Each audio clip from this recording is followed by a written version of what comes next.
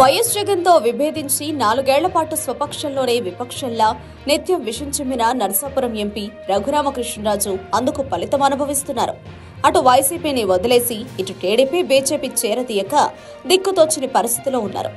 రాష్ట్రంలోని 25 MP 175 assembly సీట్లకు TDP Janasena BJP కూటమి అభ్యర్థులు ఖరారైపోయారు. కానీ రఘురామకు ఎక్కడా టికెట్ దక్కలేదు. అయినా కూడా రఘురామ పోటీపై కూటమి నేతలు తీవ్రస్థాయిలో చర్చిస్తున్నారని ఎల్లో మీడియా ఆయనకు ఎక్కడలేని ఆశలు కల్పిస్తోంది. ఇప్పటికే ఖరారైన సీట్లలో సర్దుబాటు చేసైనా సరే టికెట్ ఇస్తారంటూ దింపుడు కళ్లెం ఆశలు రేకెత్తిస్తోంది. ఈ రోజు ప్రకటించిన జాబితాతో టీడీపీ 144 ఎమ్మెల్యే 17 ఎంపీ స్థానాలకు అభ్యర్థులను ప్రకటించేసింది.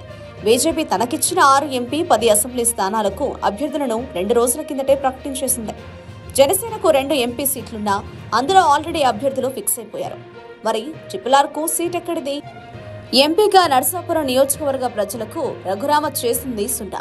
4 ఏళ్ల పాటు నియోజకవర్గ ముఖమే చూడని రాజుకు అభ్యర్థిత్వం ఇస్తే ఓట్లు అడగడానికి వెళ్లినప్పుడు జనం నిలదీస్తారని కూటమి నేతలకు భయం ఉంది.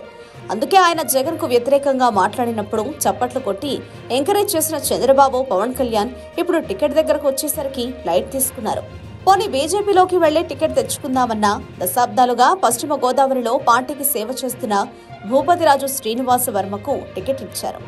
ఆయన పక్కన పెట్టి ఇప్పుడు రఘురామకు ఇస్తే తనకున్న ఆ మాత్రం క్రెడిబిలిటీ కూడా పోతుందని బీజేపీ భయం. ఇలా ఏ పార్టీలోనూ అవకాశం లేకపోయినా రఘురామకృష్ణరాజుకు సీటు దక్కుతుందని ఎల్లో మీడియా ఊరేగించడంలో ఆంతర్యమేంటో మరి.